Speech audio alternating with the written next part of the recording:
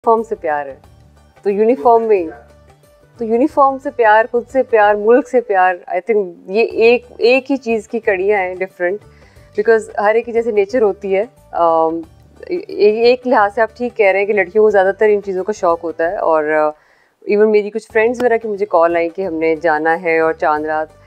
अगर आप हमारे चैनल पर नहीं है तो जल्द से हमारा चैनल SSP ऑफिशियल चैनल को सब्सक्राइब कर लें और साथ में जो बेल के आइकन कॉल पर प्रेस कर लें। फ्रॉम दिस ये चांद रात की और वो खुशियाँ, ऑब्वियसली हमें लोगों की खुशियों की ज़्यादा फिक्र होती है, बल्कि कि to make it safe for everyone. और आई वाज लाइक, मैं उनको बल्कि एडवाइस कर रही थी कि अच्छा ध्यान से जाना, इस तरह नहीं करना, इस तरह है, ये चांद रात पे ये मसले हो सकते हैं।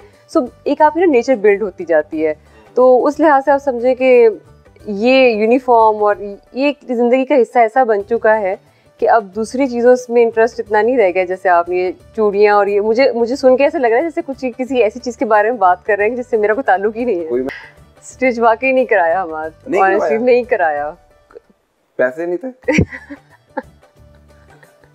आप समझे, मैंने यूनिफॉर्म एक नया सिल के फ्रेश जो होता है ना, जैसे कहते हैं कि जो ईद पे पहनना है, मैंने उसके 3 यूनिफॉर्म नए सिलवाए हैं। Can you imagine? नए सिलवाए हैं? Yes, for the Eid. Seriously madam, सिर्फ यूनिफॉर्म स्टिच करवाए, ईद का कोई जोड़ा स्टिच नहीं करवाया? ईद के लिए कोई नहीं करवाया। ये इसका मतलब ये नहीं कि मेरी वार्डरोब में सिवाय यूनिफॉर्म के कुछ और है नहीं है, ऑफ कोर्स है, लेकिन पर्टिकुलरली फॉर ईद मुझे बिल्कुल टाइम नहीं मिला कि मैं किसी टेलर को के पास जाना तो दूर की बात उसे बुला के, बल्कि कल मैंने इत्तफाकन एक और यूनिफॉर्म का साइज़ दिया कि जी मेरा ये वाला डिफरेंस थोड़ा सा करके सी दो।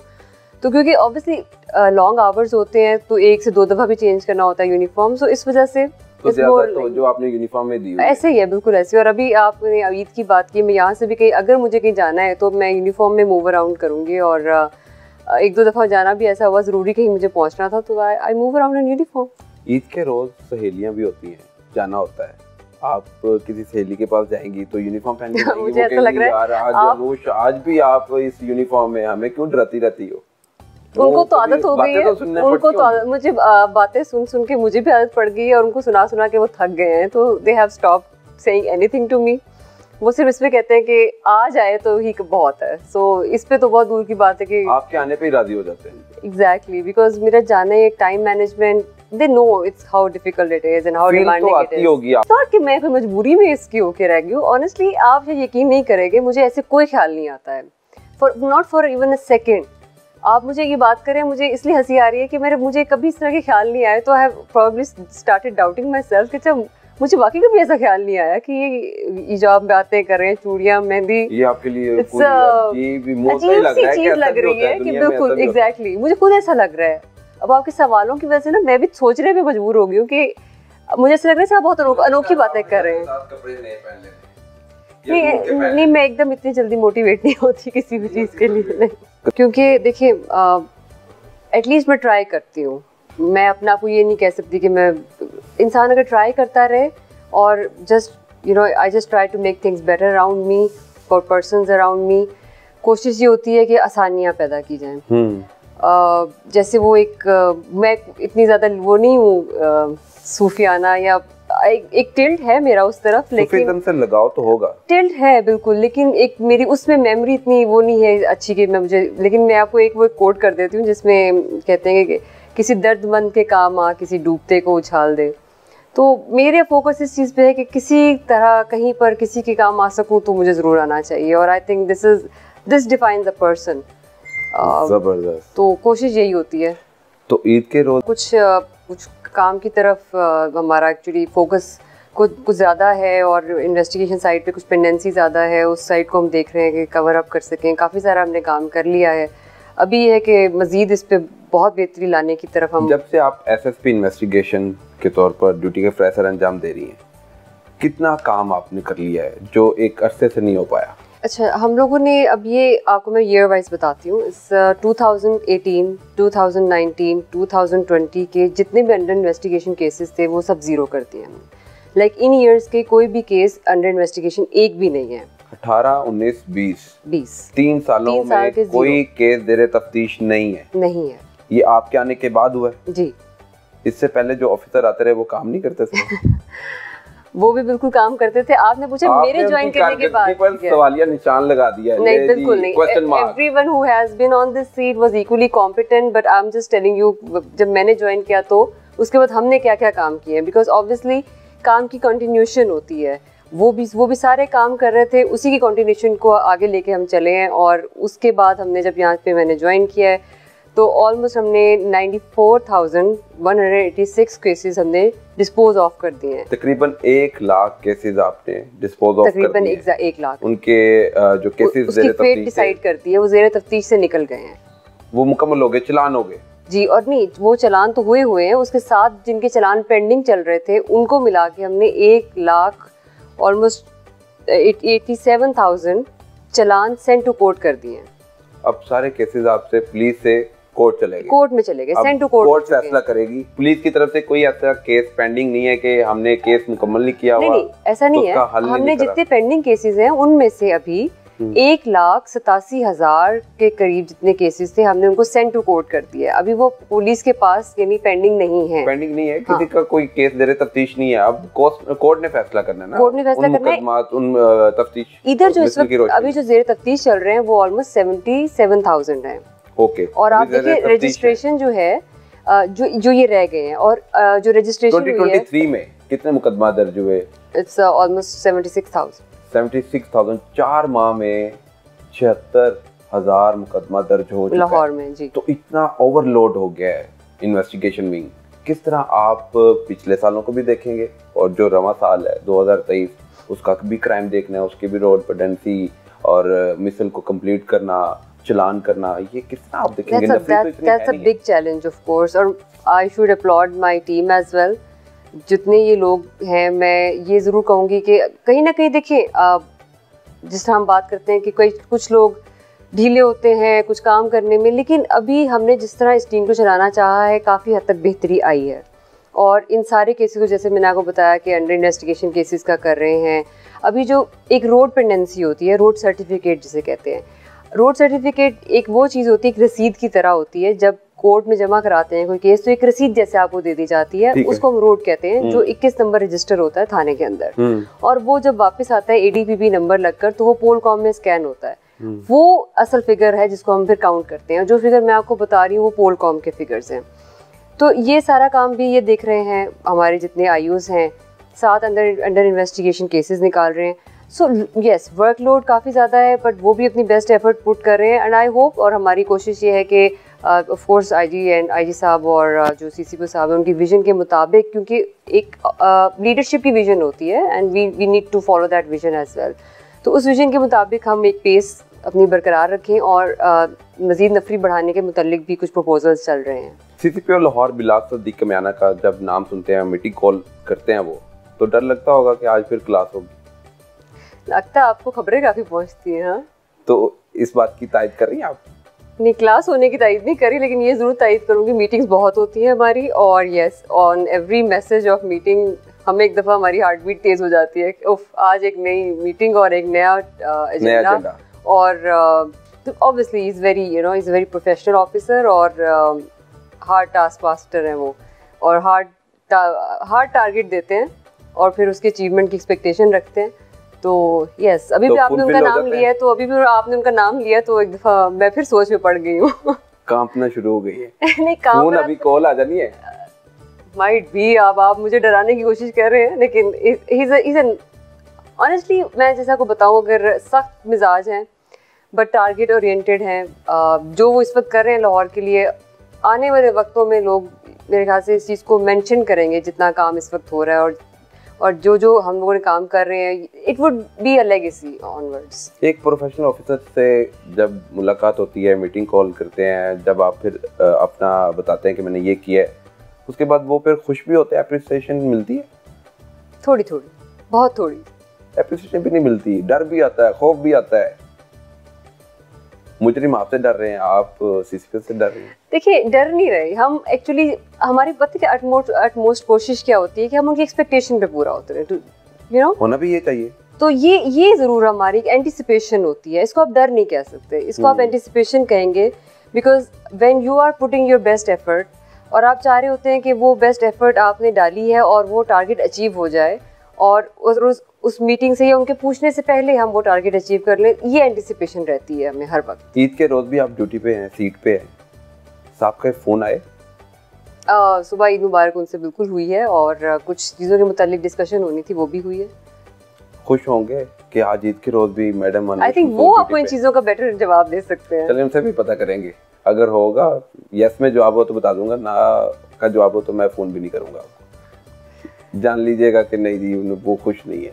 नहीं ऐसी बात नहीं है। आप तो वो ऑफिसर्स को बुलाते भी हैं ईद के रोज, ईद मिलन पार्टी भी होती है, तो उसके कोई प्लान है? आपसे मुलाकात होगी?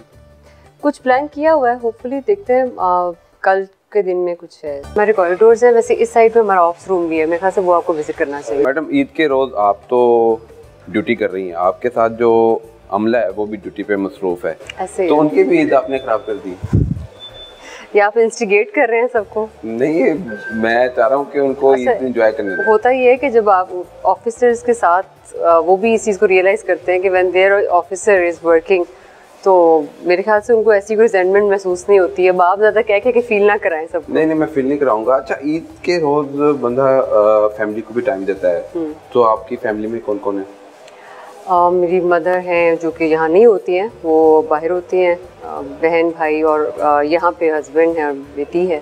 सो उनके साथ यहाँ पे जितना टाइम स्पेंड करने को तो मिलता है। बेटी भी मिस कर रही होगी आप? बिल्कुल, डेफिनेटली। अब मेरा पहला यहाँ से जाने के बाद यही एम होता है कि अपनी I should go and meet my daughter. बच्ची की तो ईद होती होगी, उसकी ईद किस तरह सेलिब्रेट करवाती हैं? हाँ, I actually prepare for her everything. जो आप एक्चुअली बच्चों के साथ तो फिर डिफरेंट है, अपना मुझे इतना नहीं है, लेकिन ऑफ कोर्स आपने जैसे कहा कि उसके कपड़े लेना और उसके तो हर चीज, कपड़े आपने अपने लिए तो नहीं लिए थे आपने? उसके लिए लिए, चूड़ियां भी ली, मेहंदी भी लगवाई। एग्जैक्टली। तो फिर फीलिंग आप अपनी ले रहे होंगे, चले जी कोई नहीं, इसने बेटी ने पहन लिया मैंने पहन लिया, ऐसे ही है। बिल्कुल एग्जैक्टली। तो अब आप घर जाएंगी, घर का खाना भी खाएंगी, बच्ची से भी मिलेंगी, शोर से भी मिलेंगी, फिर प्लान बनता है आउटिंग का, बंदा जाता है कहता है यार ईद का रोज आज स्पेशल टाइम निकालना है, क्योंकि साल आप ड्यूटी करती रहती है। ऐसे ही है बिल्कुल। कुछ अभी ऐसा है नहीं है, लेकिन मे भी बन जाए। प्लान बनेगा कोई खाने नहीं शायद कोई एक दो रिलेटिव से मिलने का। रिलेटिव से आपने कहा है कि सारे बाहर हैं, चंद देखे हैं डिस्टेंट रिलेटिव्स, लेकिन इमीडिएट यहाँ नहीं है, ऑफ कोर्स वो बाहर होता है। बिल्कुल ठीक है। तो मैडम लास्ट टाइम आपने ईद भी इसी तरह ऑफिस में गुजारी थी कि तब आप छुट्टियों पे थी? लास्ट टाइम, अच्छा ये मुझे सोच में डाल दिया actually. Last time I was working and but office different था, ऑफ कोर्स। ऑफिस डिफरेंट था, वही ना, ऑन ड्यूटी है आप। जी बिल्कुल। तो अब हम कहाँ गए मैडम? ये हमारा कमेटी रूम है जहाँ पे हम अपनी मीटिंग्स वगैरह करते हैं। This is our staff as well. ये हमारा OSI है, ये हमारा इंचार्ज बोर्ड है, ये भी हमारे ये क्रू में शामिल हैं सारे। सो अब फिर से आपने ये नहीं याद कराना इनको कि आपने अपने साथ इनको भी इंगेज किया हुआ है। इंगेज किया हुआ है, यकीनन इंगेज किया हुआ है। सो कैसी गुजरी आप लोगों की Eid? Everyone is happy of course. हाँ, ऑफिसर के सामने बंदा हैप्पी रहता है, मगर दिल के हाल नहीं जान पाते कि घर से दूर है। नहीं, मैं चली जाती हूँ, पीछे से इनसे पूछ सकते हैं। नहीं वो यकीनन वो वर्किंग करनी है। अगर ऑफिसर ऑन ड्यूटी है तो वो भी अपने आप को ऑन ड्यूटी रखना चाहते हैं, जिम्मेदार हैं सारे ऑफ कोर्स। तो ईदी भी दें इन्हें ऑफ कोर्स, बिल्कुल। ईदी में कितने पैसे रखे हैं आपने? यानी ये बंद है, खुफिया है। खुफिया? आ जाइए। ये कोई मिसल है जो हम दिखा नहीं सकते? तो ये चेयर आपको पीछे की ये जी SSP इन्वेस्टिगेशन लाहौर अनुज मुसल चौधरी अपने स्टाफ में ईद की तकसीम कर रही हैं। तो मैं जानना चाहूँगा इसमें पैसे कितने? पैसे नहीं बता रही, पैसे कितने मैडम फिर बता दें। कोई होगा 10,000? हो भी सकता है, मैं खोल के देख लूँ? नहीं।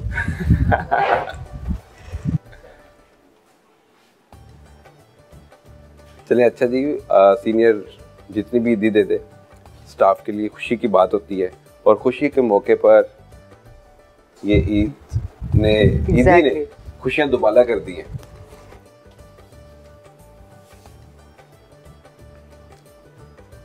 जबरदस्त, खत्म हो गया जी ईदी, बाय बाय। अब हम बाकी बात कर। ईद के मौके पे बहुत से मुजरिम मुलजिम अपने घरों में जाते हैं ईद मिलने, तो रैकी आपने लगाई होती है उनको गिरफ्तार करने के लिए, क्योंकि साल से उनके पीछे पुलिस होती है। देखिए अभी आपको हम ऑफिस रूम दिखाते हैं।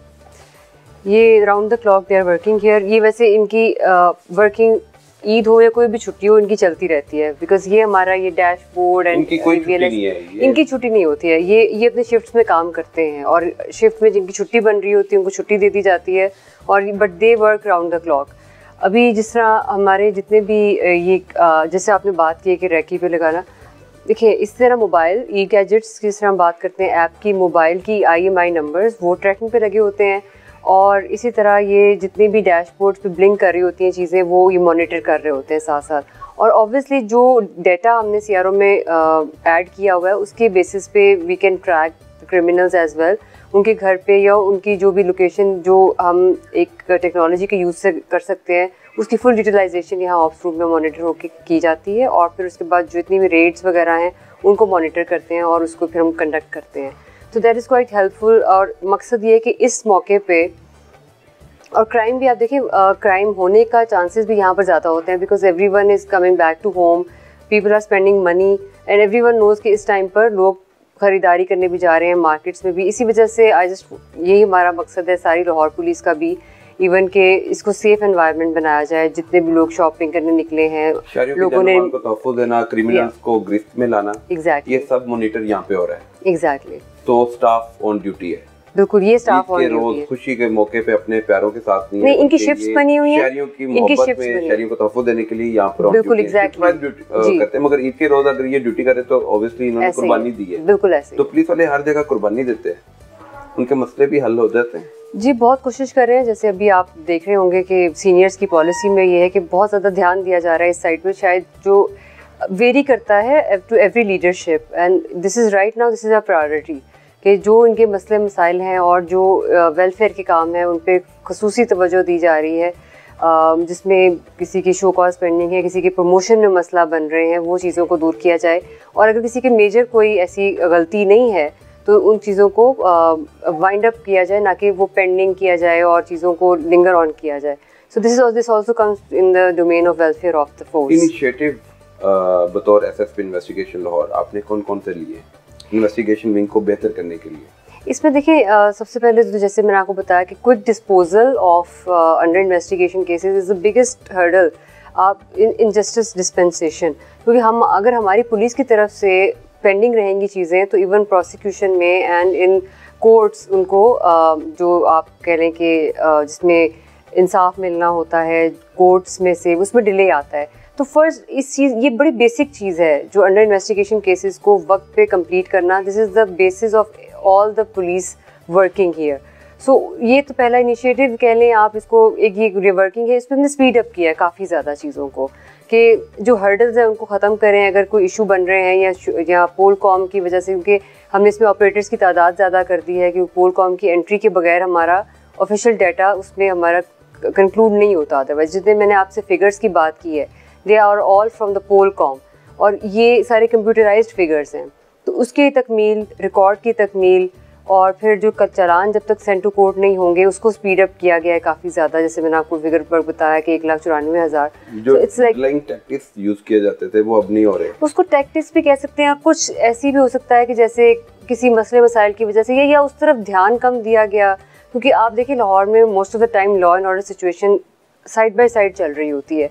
तो इस वक्त ये है कि दोनों चीज़ों को साथ लेके चलना, क्योंकि वो साइड तो कभी भी आप देखिए इग्नोर नहीं की जा सकती है, बिकॉज वो कोई भी लॉ एंड ऑर्डर सिचुएशन बन जाना, PSL के मैचेस हो रहे हैं, तो उसमें तो उसमें ये है कि साथ साथ इन्वेस्टिगेशन को भी प्रॉपर तरीके से एक प्रायोरिटी बेसिस पे लेके चलना। बिल्कुल ठीक है। मुझे कुकिंग का शौक नहीं है, बिल्कुल नहीं शौक, मुझे बिल्कुल शौक नहीं कुकिंग का। कुकिंग का that's the only thing which I have no interest in. खाने का शौक है? बहुत थोड़ा। खाने में क्या अच्छा लगता है? एनीथिंग लाइट, कोई अच्छा बना हो, पाकिस्तानी डिशेस में पुलाव और बीफ, चिकन या और मटन का सालन अच्छा बनाओ, इस तरह की चीज़। मटन मतलब मटन के साथ करेले बड़े शौक से लोग खाते हैं, वो भी अगर अच्छा बनाओ तो। अब मुझे मतलब कोई इतनी खास पर्टिकुलर नहीं हूँ मैं, खाने की इतनी ज़्यादा शौकीन भी नहीं हूँ। तो ईद के मौके पे तो बंदा कुछ खास बनाता है, घर से कुछ मंगवाया, क्योंकि आप तो ऑफिस में हैं, घर वालों को थोड़ा सा तरस आया होगा, अभी सारा दिन घूमती रहती है, काम करती रहती है, तो इसको खाने अभी के लिए मंगवाऊंगी, कुछ दे दिया जाए। अभी कुछ मंगवाऊंगी दोपहर के खाने के लिए। दोपहर के खाने के लिए मील अभी आएगा इसका मतलब? हाँ जी बिल्कुल, घर से। बाहर से नहीं आएगा, घर नहीं, से आएगा? घर से आएगा। ये किसने बताया था आपको कि घर ये मैं घर से कह के आई थी। घर से बनवाना है और घर से मंगवाना है, वो खाना है? किसने बताया? मैंने नहीं बताया आपको। ये आपने मुझे कब बताया? मैंने अभी कहा था आपको, जब इनफॉर्मल वो आपने आइडिया दिया, लेकिन मैंने पहले शायद घर से शायद ना मंगवाती, हाँ, लेकिन आपने आइडिया दे दिया। मंगवाती हूँ, ये मुझे अच्छा आइडिया दिया, क्रेडिट देना मुझे। वैसे ईद पे आपने याद कराया, वैसे रूटीन में यही है, खाना घर से आता है, जो भी खाना आता है। वर्किंग लेडी बड़ी गुस्से में तेज होती है, तो कभी कभी गुस्सा आ ही जाता है ऑफिस में। किस पे गुस्सा निकालने को दिल करता है? अच्छा, मैं आपको अपनी नेचर बताऊं, मुझे किसी का गुस्सा कभी मैंने किसी पे नहीं निकाला है। This is not my habit, I am very particular about this. ये बड़ी, मैं समझती हूँ एक अजीब सी आदत है शायद, कि गुस्सा किसी बात का और आप निकाल किसी पे रहे हैं। दैट मीन्स कि ये आपकी वीकनेस शो करता है कि क्या आप उस चीज़ का गुस्सा उस चीज़ पे नहीं निकाल सकते, तो अपनी फ्रस्ट्रेशन दूसरे बंदे पे निकाल रहे हैं, दूसरी चीज़ पे निकाल रहे हैं। ये मेरी पॉलिसी है ही नहीं और ना मेरी नेचर है। जो काम पे, जिस काम पे मुझे गुस्सा है मैं उधर ही निकालती हूँ, और जिसे गलत किया हो उसी पे खत्म निकाल के। या अगर मैं पी गई हूँ तो फिर पी गई हूँ गुस्सा, वो किसी और पे नहीं निकलेगा। जिस पर आपका दिल किया हो कि इसकी अब खैर नहीं, इसने झूठ बोला है, इसने ऐसा जुर्म कर दिया है जिसकी माफी भी नहीं है। अच्छा, वैसे वो फिर बहुत सीरियस नोट पे बहुत सारे ऐसे हैं। I have seen like murderers and 394 के मुल्जिम जिन्होंने ड्यूरिंग रॉबरी मार दिया होता है। वो फिर उस पर गुस्सा क्या, उस पर तो इंसान, एक जाहिर बात है, वो इंसाफ, एक तकाजा और एक तराजू, वो बिल्कुल स्टेट ऑफ माइंड डिफरेंट होती है। वो गुस्सा नहीं होता, वो आपने एक इंसाफ का तकाजा पूरा करना होता है, और उसमें एक बहुत जिम्मेदारी होती है आपके ऊपर। सो आपके नीचे 84 थाने हैं, इंचार्ज इन्वेस्टिगेशन, उनको टैकल करना, मर्द हजरात ज़्यादातर खतून पुलिस ऑफिसर को टाल मटोल से अपनी बात मनवा लेते हैं कि मैडम मैंने ये कर लिया, मैंने वो कर लिया, और आप मान भी जाती हैं। ऐसा होता है? ये किसने कहा आपसे? वैसे ये खतून जनरल बात की है। How is this perception? How this perception came to your mind कि it is easier for men to tackle women? How is it? क्योंकि आपके आईओज ये बात कर रहे होते हैं, मैडम को मैंने टाल दिया, ये हो गया, वो हो गया, इस तरह की बात होती है। वो खुशफहमी में मुब्तला है कि आपने उनको मौका दिया हुआ है। आप वाकई से आईओज के उठे बैठे हैं? मैं I can challenge you on that. नहीं, मैं I can challenge you. मैं चैलेंज नहीं, बात पता क्या है इसमें, बात पता क्या होती है, when you know your job, you know your work, you know how to deal with them. क्योंकि ना मुझे सुनने की स्टोरीज आदत है, और I think the staff knows it very well. और ये जो खातून और मर्द ऑफिसर का जो डिफरेंस है, ये शायद हमारी एक मेंटल परसेप्शन है। किसी भी इंटेलेक्चुअल कैपेसिटी में अगर आप ये बात करें, तो ब्रेन्स आर लाइक, आप किसी के ब्रेन को कैसे डिफरेंशिएट करते हैं, ये तो अगले इंसान की परसेप्शन। मर्द है, औरत है, वो एक पुलिस ऑफिसर है। That is it, this is the whole idea of wearing uniform. When you wear uniform, you are a police officer. हमें इस सोच से बाहर आने की जरूरत है कि अच्छा ये मर्द काम कर रहा है और एक औरत या खातून अफसर काम कर रही है। दिस इज, मुझे ये आइडिया बिल्कुल अजीब सा लगता है। मेरे माइंड में ऐसा कुछ भी नहीं होता। When I am dealing with my staff, when I am dealing with my सारा क्रू जो है, ऐसी कोई बात भी नहीं होती है। I never feel like that. मुझे मेरे काम के मुताबिक एक चीज़ चाहिए, बल्कि मैं ये समझती हूँ कि may be man take advantage of like abusing, और या हाई ऊंचे वॉल्यूम में बात कर लेने से। आपको लगता है अथॉरिटी उससे आती है? अथॉरिटी आपके काम से आती है, अथॉरिटी आपके काम की समझ से आती है। If you know your work, तो वही अथॉरिटी है आपकी।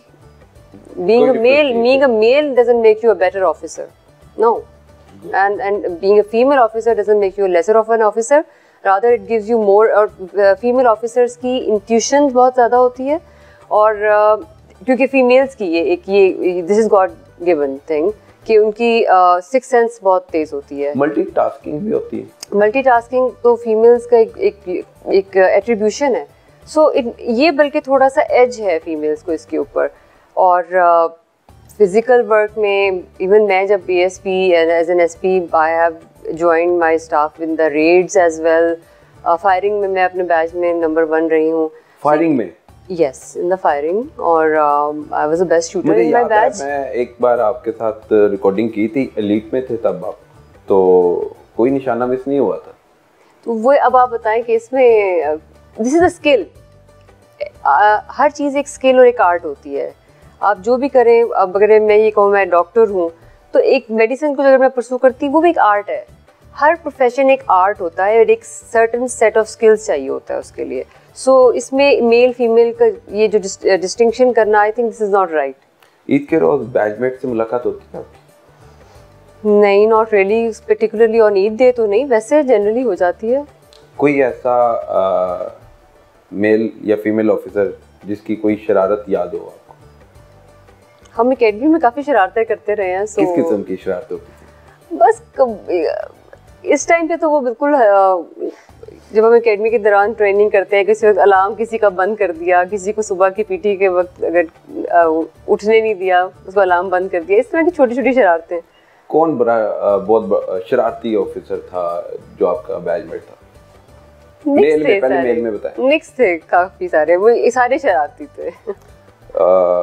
मेरे ख्याल से माज Zafar, Ali, yes of course सारे, और अभी भी शरारती हैं सारे। बस ये हमारी आपस जो बैचमेट्स की होती है ना, इट्स जस्ट लाइक ये चलती रहती है। इट्स लॉन्ग लाइफ, ऑब्वियसली आपने ट्रेनिंग इकट्ठे की होगी। एकेडमी में किससे बहुत अच्छी आपके अंडरस्टैंडिंग थी फीमेल, कोई ऐसी फ्रेंड आपकी? हम 4 थे वहाँ पे, and it was really Arsala और Junaira, Shazia, so we did training together. इनसे राब्ता आज भी होता है? बिल्कुल।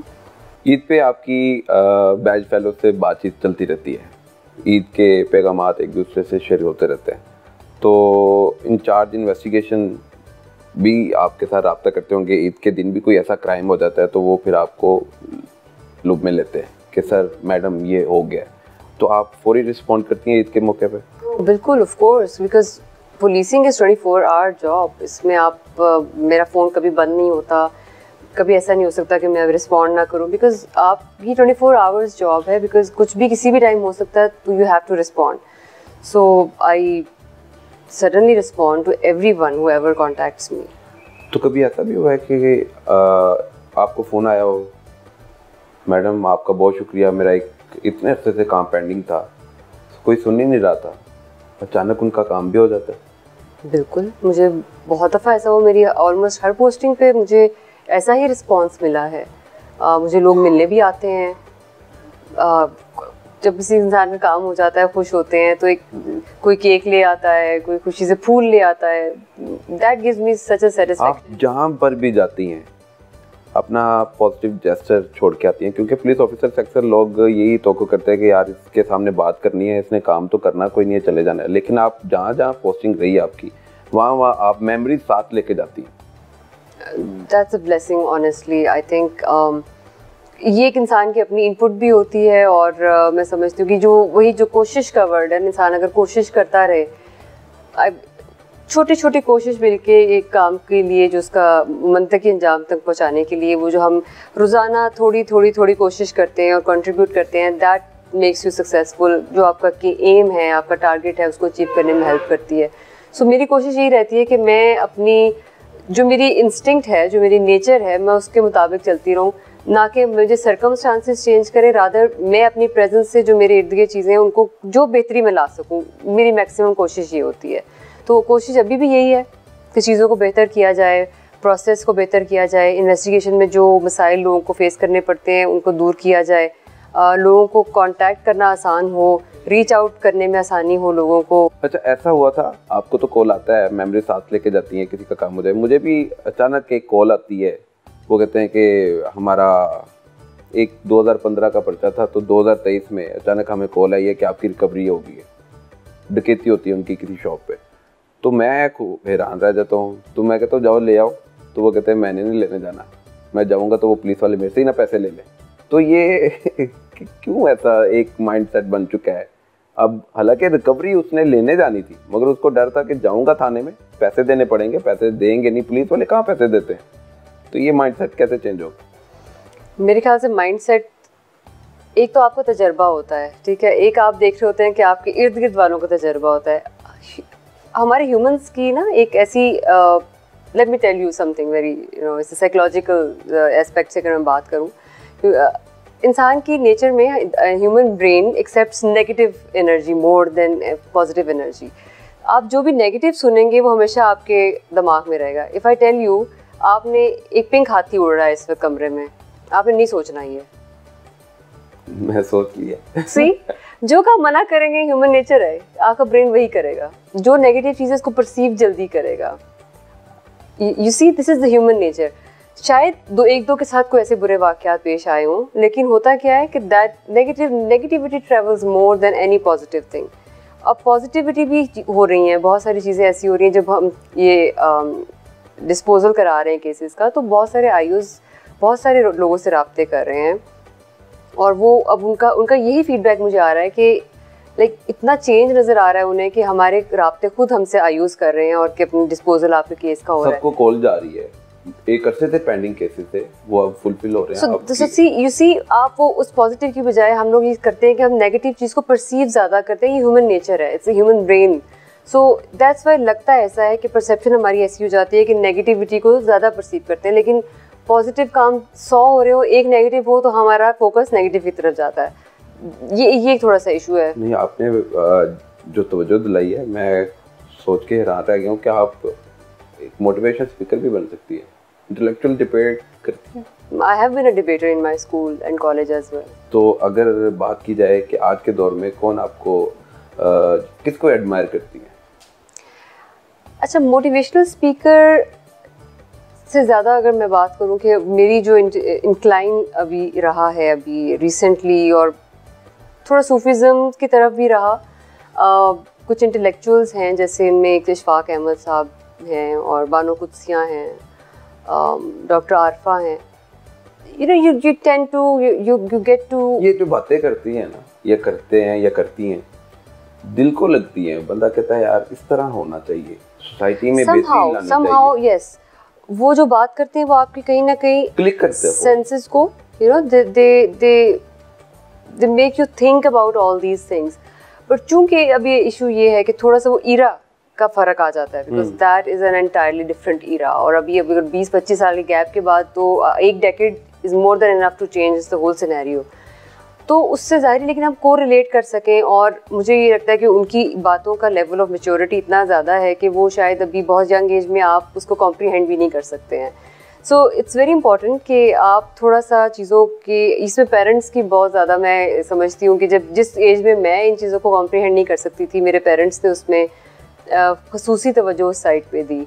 I would give you a few examples, like I wasn't allowed to put nail paint or makeup on my face before going to college. इतनी सख्ती थी? वो उस वक्त सख्ती लगती नहीं थी, एक रूटीन बन गई। एंड आई नेवर माइंड कि मुझे ये लगता है कि उस पैच में, जबकि इंसान की एक, अगर आप देखें 13 ईयर्स से लेके ऑनवर्ड्स 25 ईयर्स तक की एज में, एक इंसान का ये जो पीरियड है एज का, most susceptible to commit any mistake. और आप ये देखें क्रिमिनल्स में भी, अगर आप इस एज को स्टडी करें तो ये सबसे ज़्यादा टेंडेंसी इस एज में होती है। और आप रेडी ही नहीं होते अपने घर में भी अपने किसी की बात सुनने के लिए, और आपकी किसी और के पेरेंट्स अगर आपको वही बात करें, ये स्टडीज़ हैं सारी जो मैं आपको बता रही हूँ, तो ज़्यादा आपके ब्रेन को इफेक्ट करेगी और आप उसको ज़्यादा उसकी तरफ इंक्लाइंड होंगे। तो जो उस एज में, जो जब आप इन चीज़ों को, इंटेलेक्चुअल चीज़ों को नहीं समझ पाते, और आपके पेरेंट्स जब आपकी ग्रूमिंग कर रहे होते हैं, यहाँ पे रोल आता है पेरेंट्स का। तो उसको सख्ती नहीं कह सकते आप, मैं ये, और ना मुझे उसको सख्ती लगती थी। आई वॉज लाइक, मेरे लिए तो एक नॉर्मल एक रूटीन बन गई ना, फिर वो एक आपकी ग्रूमिंग इसी तरह से हो गई। मेरे पास सेल फोन नहीं था, इवन मेरी कॉलेज में जब मैं थी, सेल फोन था ही नहीं, कोई इतने पुराने लोग की हम बात नहीं कर रहे। Exactly, it's just it was 2009 2010, और मैंने जब मोबाइल लिया है तो वो मेरे 2010 में मेरे पास फर्स्ट मोबाइल था आया, तो इतनी पुरानी बात भी नहीं है। ये मेरे कॉलेज का जब हुआ है, मेडिकल कॉलेज जब मैंने कंप्लीट किया ना, just started going to hospital, तब मुझे ज़रूरत पड़ी तो मैंने फ़ोन लिया। अब उस वक्त ये होता है कि आप इस एज से निकल चुके होते हैं जब when you are more incline towards anything, जो आप ससेप्टेबल होते हैं, ज़्यादा वल्नरेबल होते हैं। तो आपने एक चीज़ अचीव कर ली, आप एक सर्टेन लेवल पे, सर्टेन लेवल ऑफ मैच्योरिटी पे आ जाते हैं, तो देन उन चीज़ों का एक शौक कह लें, और एक आप उसको फैंटेसाइज कर रहे होते हैं किसी चीज़ को, ख़त्म हो जाता है। अब तो कोई मर्द हो या खातून हो, लड़का हो या लड़की हो, मोबाइल के बगैर रहते नहीं है। मैं आपको अभी अगर मैं बताऊं व्हाट इज क्राइम की भी वजह बनती है। मैं आपको ये बताऊं कि अगर मैं इस वक्त, मुझे छुट्टी का दिन हो, अगर मैंने ऑफिशियली छुट्टी पे हूँ, I will not touch my phone. Really? I won't touch my phone. I would just put it away. कैसे होता है? उस वक्त तो मैं ऑफिशियली छुट्टी पे हूँ ना, तो ऐसा ऐसी कर लेता है, घर वाले कर लेते हैं, फ्रेंड्स घर का फोन है, अवेलेबल है। अच्छा, आप अपना पर्सनल फोन साइड पे कर देते हैं? मुझे क्योंकि एक आदत डेवलप ही नहीं हुई है। हाँ, आप एडिक्शन नहीं है आपको? इतनी स्ट्रांग आपकी जो बेसिक ट्रेनिंग जो होती है वो इतनी स्ट्रांग रूटेड होती है आपके अंदर कि वो फिर आपकी लाइफ लॉन्ग चलती है। तो मुझे अगर काम के दौरान की वजह से मैं फोन को अगर देखती हूँ, अदरवाइज मुझे अगर ऑफिशियली छुट्टी पे हो तो I won't touch my phone, I would just keep it away. बल्कि मैं इससे मेंटली मुझे पीस महसूस होता है कि मैं फ़ोन से दूर हूँ। I would rather read a book, I would rather मैं अपनी फैमिली के साथ टाइम स्पेंड करना गुजर पढ़ने का। बिल्कुल, क्योंकि टाइम कम मिलता रहा है। किसको पढ़ती हैं ज़्यादा? मैंने रिसेंटली जो अब 1-2 बुक्स तो मुझे बहुत पसंद है, I can even read those books again. Alchemist मैंने अभी रिसेंटली फिर दोबारा पढ़ी है, तो मुझे थोड़ा सा टाइम मिला है, 2-3 पेजेस रात में पढ़ लिए सोने से पहले, इस तरह। लेकिन ऐसे कुछ सीरीज़ पढ़ने में नहीं मेरा वो रहा, लेकिन क्योंकि टाइम कम होता है और फिर स्टडीज़ में इतना ज़्यादा इन्वॉल्व रही हूँ, तो मुझे पेंटिंग का बड़ा शौक रहा है। तो अगर मुझे अभी मौका मिले, ये मैंने नहीं बनाई है, but it's a very nice painting of course. So मैं कभी कभी कहती हूँ कि अगर मैं डॉक्टर नहीं होती, अगर मैंने CSS करके पुलिस ज्वाइन ना की होती, तो शायद मैं एक आर्टिस्ट होती। एक आर्टिस्ट होती? Yes, I love painting, I love sculpturing, और मैं ज़रूर आर्ट्स में होती। दो एंटायरली डिफरेंट है, मतलब कहाँ मेडिकल साइंसेज, कहाँ policing, and then I am talking about arts. तो ये तो अब भी कर सकती हैं, ये तो एक हाँ, मुझे लगता है कि अगर मुझे कभी टाइम मिलेगा तो मैं इस पे मजीद करूँगी अपना, क्योंकि मेरा अभी मैंने बहुत ज़्यादा ट्रेनिंग नहीं की है। पेंटिंग बनाएगी सबसे पहले किसका ख्याल दिल में आएगा, या कोई ऐसा सीन कि यार इसको कैप्चर करके मैं पेंटिंग में अपने ले आऊँ? I think scenery is different. I like the sky view, I like the water view, probably इस तरह का कुछ, और कोई ऐसा थीम हो जो ज़हन में आ जाए तो शायद उसको करूँ। It all depends. ठीक है, तो अब ईद का दिन ख़त्म नहीं हुआ, अभी भी आप जाके एंजॉय कर सकती हैं। आपका शुक्रिया, आपने हमें टाइम दिया। नहीं, thank you so much for coming, and दो यू बार्ज्ड इन, और मुझे सरप्राइज कर दिया आपने कि अचानक से आके। मैं भी सरप्राइज हुआ हूँ कि ऑफिस में काम चल रहा है, ईद के रोज, और आपने हमें भी सरप्राइज कर दिया। आज भी फैमिली से दूर, ये मैं एक्सपेक्ट नहीं करी थी आप एकदम से आ धमकेंगे। मैंने छापा मार लिया। अक्सर हमने देखा पुलिस छापा मारती है, तो ये देखिए उलट हो गया ना फिर। हाँ, मगर अच्छा लगा कि कोई ऐसा जिम्मेदार पुलिस ऑफिसर है जो समझता है कि सोसाइटी में बेहतरी के लिए वो अपनी इनपुट दे सके। तो आप अब माशरे में बेहतरी लाने के लिए, जुर्म के खात्मे के लिए यहाँ पर बैठी हैं, और यकीनन मातहत पुलिस मुलाजमीन के साथ आराम से, नरम लहजे से, प्यार से काम लिया जा सकता है। यकीनन फिर बेहतरी भी आती है। एक हद तक हम उनको डांट डपट कर सकते हैं। देखिए, दोनों चीज़ें साथ साथ चलती हैं। अच्छा काम पे एप्रिसिएशन होनी चाहिए, और अगर कोई गलत काम करता है तो उसकी उसी तरह फिर सरजनिश भी होती है। It goes both ways. ये नहीं है कि अच्छा काम करने वाले को हर वक्त डांटते रहें, और ऐसा भी नहीं कि जो अगर गलत काम करेगा वो भी बच नहीं पाएगा। सोसाइटी को क्या मैसेज दे रही हैं, और अपने मातहत पुलिस मुलाजिम को क्या मैसेज देना चाहिए? Just be safe everyone, and police मातहतों को तो ऑफ कोर्स ये कि वो एज सच जो कि हमेशा से कर रहे हैं कि इर्द गिर्द के लिए और उनको सेफ बनाने के लिए, मुआशरे को सेफ रखने के लिए they are doing their best. Just keep it up. और सोसाइटी को आपकी ज़रूरत है, और सोसाइटी में कुछ हमारी भी जिम्मेदारियां जो हमें एज सिटीज़न पूरी करनी चाहिए। तो यही मेरा मैसेज है कि अपने आप को भी सेफ रखें, अपने इर्द गिर्द वालों को भी सेफ रखें। Thank you very much.